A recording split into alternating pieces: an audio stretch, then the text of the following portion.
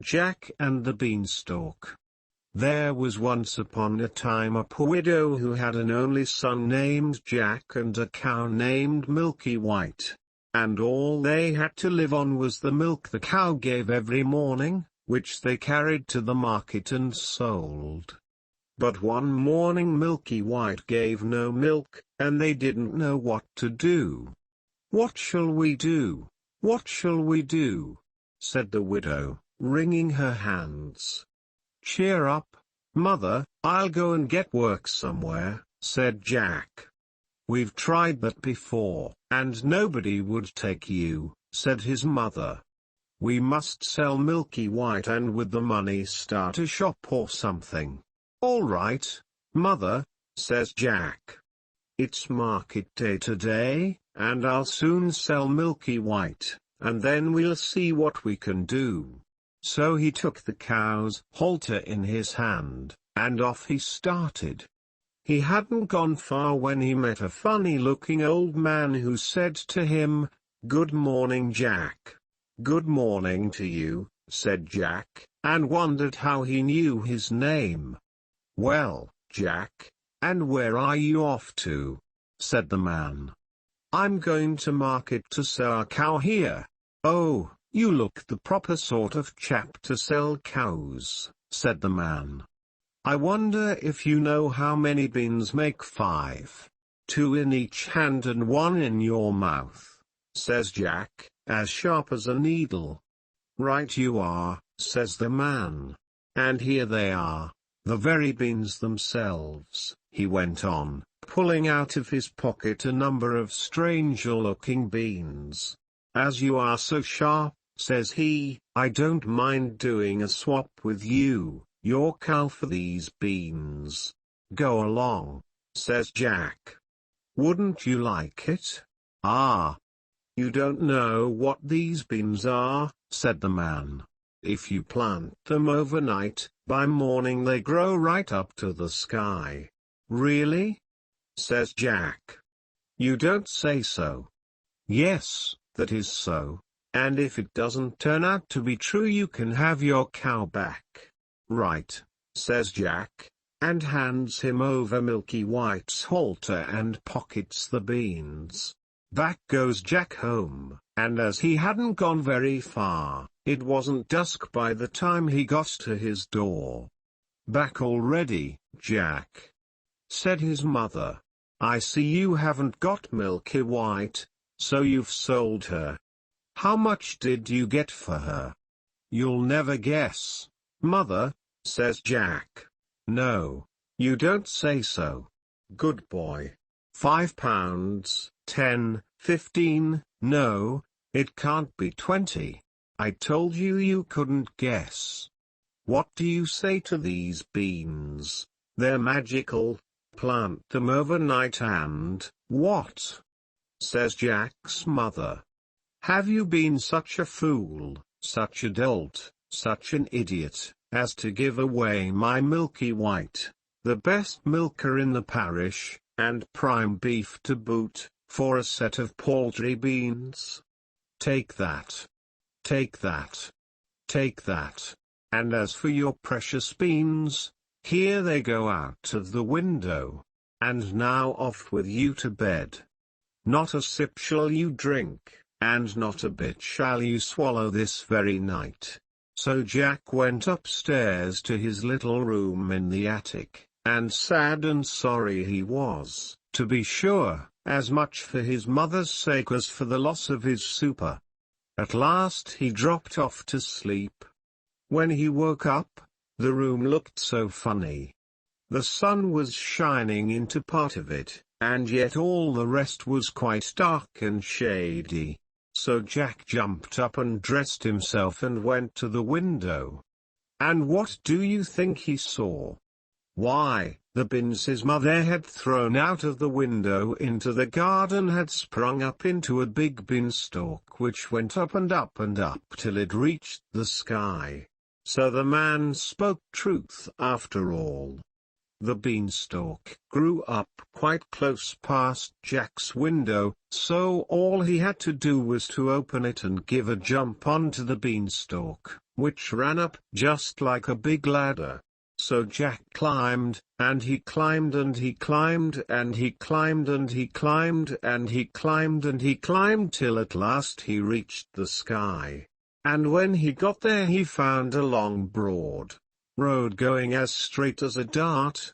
So he walked along and he walked along and he walked along till he came to a great big tall house, and on the doorstep there was a great big tall woman. "Good morning, Mum," says Jack, quite polite like. "Could you be so kind as to give me some breakfast?" For he hadn't had anything to eat, you know, the night before, and was as hungry as a hunter. "It's breakfast you want, is it?" says the great big tall woman. "It's breakfast you'll be if you don't move off from here. My man is an ogre and there's nothing he likes better than boys broiled on toast. You'd better be moving on or he'll soon be coming. Oh, please Mum, do give me something to eat, Mum. I've had nothing to eat since yesterday morning, really and truly, Mum," says Jack. "I may as well be broiled as die of hunger." Well, the ogre's wife was not half so bad after all. So she took Jack into the kitchen and gave him a chunk of bread and cheese and a jug of milk. But Jack hadn't half finished these when thump, thump, thump. The whole house began to tremble with the noise of someone coming. "Goodness gracious me! It's my old man," said the ogre's wife. "What on earth shall I do? Come along quick and jump in here." And she bundled Jack into the oven just as the ogre came in. He was a big one, to be sure. At his belt he had 3 calves strung up by the heels, and he unhooked them and threw them down on the table and said, "Here, wife, broil me a couple of these for breakfast." "Ah! What's this I smell?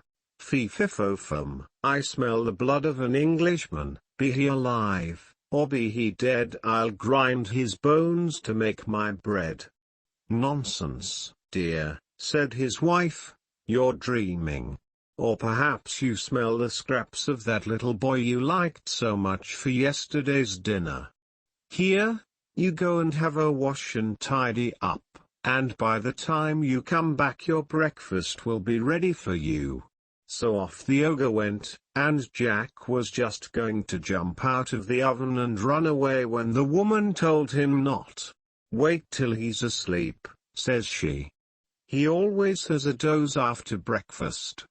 Well, the ogre had his breakfast, and after that he goes to a big chest and takes out a couple of bags of gold, and down he sits and counts till at last his head began to nod and he began to snore till the whole house shook again. Then Jack crept out on tiptoe from his oven, and as he was passing the ogre he took one of the bags of gold under his arm, and off he pelted till he came to the beanstalk, and then he threw down the bag of gold, which of course fell into his mother's garden. And then he climbed down till at last he got home and told his mother and showed her the gold and said, "Well, Mother, wasn't I right about the beans? They are really magical, you see." So they lived on the bag of gold for some time, but at last they came to the end of it, and Jack made up his mind to try his luck once more up at the top of the beanstalk.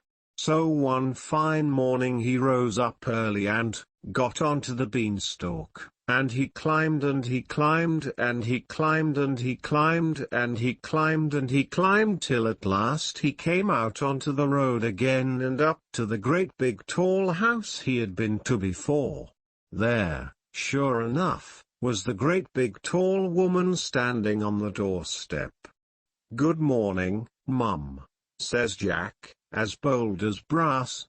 Could you be so good as to give me something to eat? Go away, my boy, said the big tall woman, or else my man will eat you up for breakfast. But aren't you the youngster who came here once before? Do you know, that very day, my man missed one of his bags of gold. That's strange, Mum, says Jack.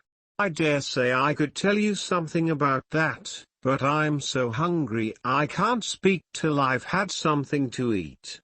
Well, the big tall woman was so curious that she took him in and gave him something to eat. But he had scarcely begun munching it as slowly as he could when thump, thump, thump, they heard the giant's footstep, and his wife hid Jack away in the oven. All happened as it did before. In came the ogre as he did before, said Fee-fi-fo-fum, and had his breakfast of 3 broiled oxen. Then he said, Wife, bring me the hen that lays the golden eggs. So she brought it, and the ogre said, Lay, and it laid an egg all of gold. And then the ogre began to nod his head and to snore till the house shook. Then Jack crept out of the oven on tiptoe and caught hold of the golden hen, and was off before you could say Jack Robinson. But this time the hen gave a cackle, which woke the ogre, and just as Jack got out of the house he heard him calling, Wife, wife, what have you done with my golden hen? And the wife said, Why, my dear.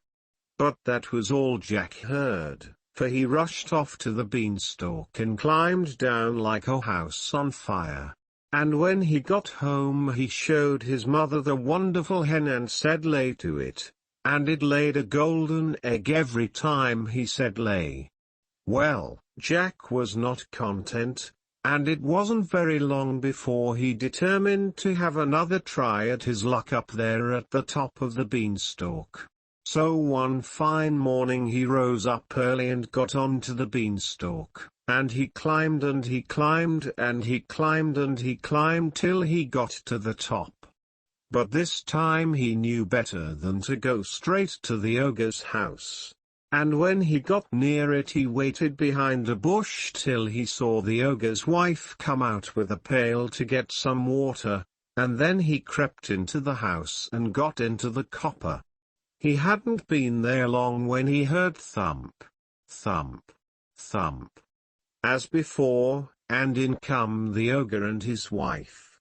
Fee-fi-fo-fum, I smell the blood of an Englishman, cried out the ogre.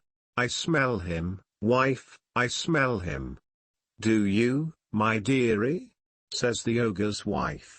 Then if it's that little rogue that stole your gold and the hen that laid the golden eggs, he's sure to have got into the oven. And they both rushed to the oven. But Jack wasn't there, luckily, and the ogre's wife said, There you are again with your fee-fi-fo-fum. Why, of course it's the boy you caught last night, that I've just broiled for your breakfast. How forgetful I am, and how careless you are not to know the difference between live and dead after all these years. So the ogre sat down to the breakfast and ate it, but every now and then he would mutter, Well, I could have sworn, and he'd get up and search the larder and the cupboards, and everything, only luckily he didn't think of the copper. After breakfast was over, the ogre called out, Wife, wife, bring me my golden harp.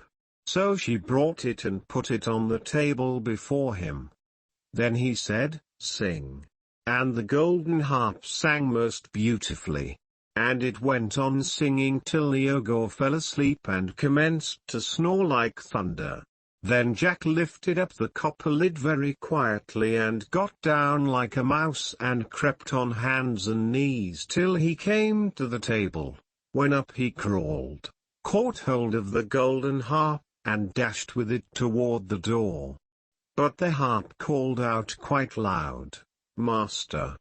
Master! and the ogre woke up just in time to see Jack running off with his harp. Jack ran as fast as he could, and the ogre came rushing after, and would soon have caught him, only Jack had a start and dodged him a bit and knew where he was going.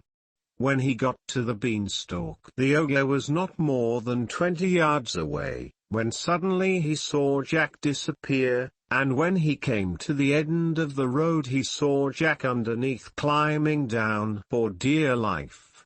Well, the ogre didn't like trusting himself to such a ladder, and he stood and waited, so Jack got another start.